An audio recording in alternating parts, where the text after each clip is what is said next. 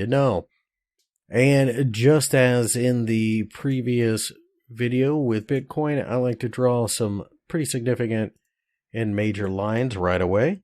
So it looks to me, based upon previous resistance and here, that 1400 matters. I think that's a fair guesstimate. I also recognize that 1800 probably matters. We're approaching it as I record this, so large round number, why not?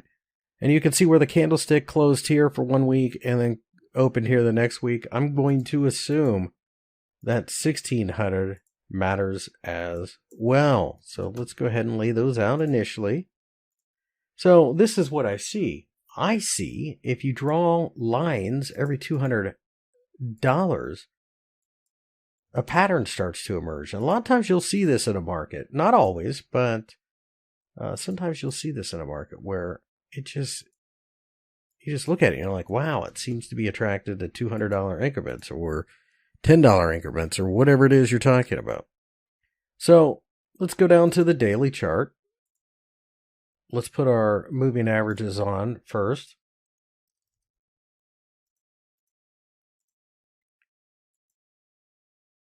Let's do 200.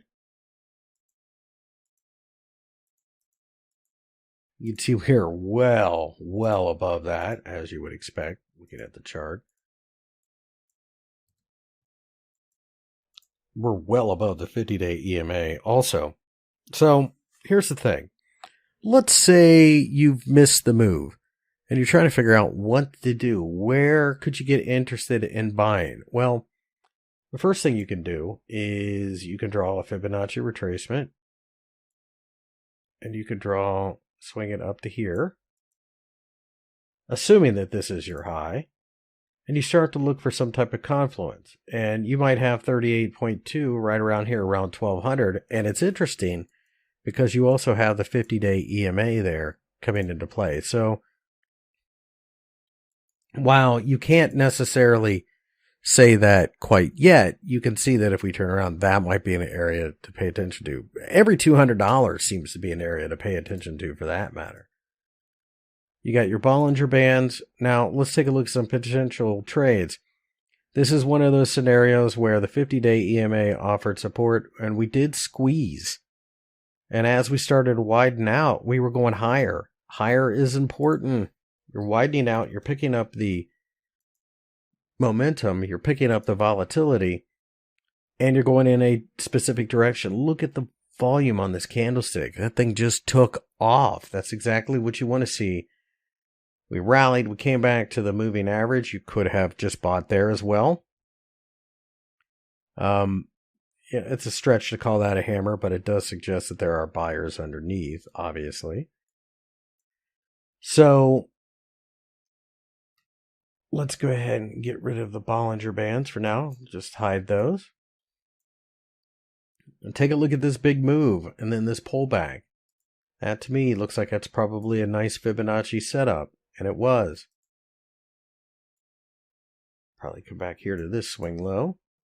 As you can see, we reached the 50% fib and then turned around. We ended up forming a double bottom. That, of course, would attract a certain amount of attention by itself. Once we break above the 50-day EMA, it suggests that we are entering a more bullish phase, and then off we go. You can also see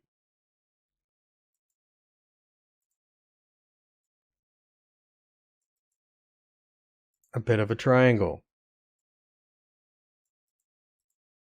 That triangle gets broken to the upside. The measured move is for the height of the triangle, as you know.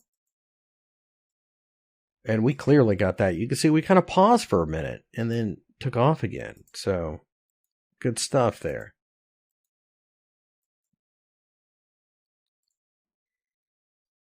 Let's pull up the MACD. So this was giving you a heads up here that we were perhaps running out of momentum. But notice, just as we crossed above the 50-day EMA, we got this cross here, and then shortly after that went positive with the histogram. That was a good sign. We got an increase in volume here as we were breaking down, and we got a cross there. The histogram starts to go negative. Those are all bad signs if you're wanting to buy, that is. You can see that we were oversold here, a little bit of a volume pickup shortly thereafter. The moving average on the moving averages on the MACD cross, that's a signal to go long. And then once you cross the zero line, that is even more. We cross here, so that is a trade from about here to here based upon the MACD. Notice this perfect little hammer right here on the 200-day EMA and the 50-day EMA. We got that golden cross right at the same time. You can't tell me that people weren't noticing this as it happened.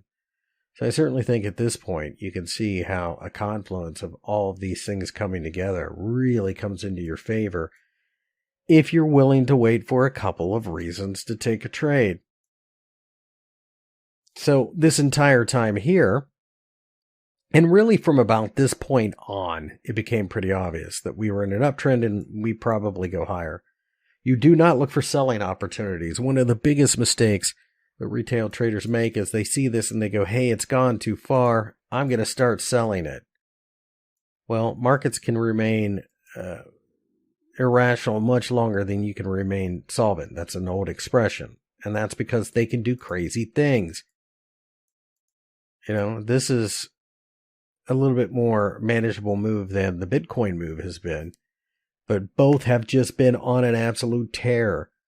So with that in mind, you look at areas like this. This was previous resistance. It could be support. If we pull back there, we get a hammer, something like that. That is a potential buying opportunity. Notice this shooting star-like candlestick. That's technically a sell signal. But look at how bullish we were. You don't want to try to fight all of this. That just tells you, hey, maybe take profits. Maybe move your stop loss up. You know, if you had taken any of these hammers here, you could have moved your stop loss up to this area here when it showed that we were going to struggle. Nonetheless, it just showed you that you were probably going to get a pullback. And a pullback is perfectly normal and healthy. You can't fight that. The entire time you should be checking Bitcoin. Bitcoin's rallying as well. So it gives you the all clear with crypto, so to speak. Plenty of potential trades. Here is what ended up being a little bit of a counter trend trade. Again, not a big fan of counter trend trading. It can be done once you have some experience, but that was a triangle that broke to the downside. This was a nice ascending triangle. Remember, the buyers are becoming more aggressive. We finally break to the upside, and we clearly got, the measured move from that as well. I mean, there's no doubt about it. So, with that being said, once you pick a direction, meaning that you have a trend, then it's your job to let the market tell you when it's time to follow that trade.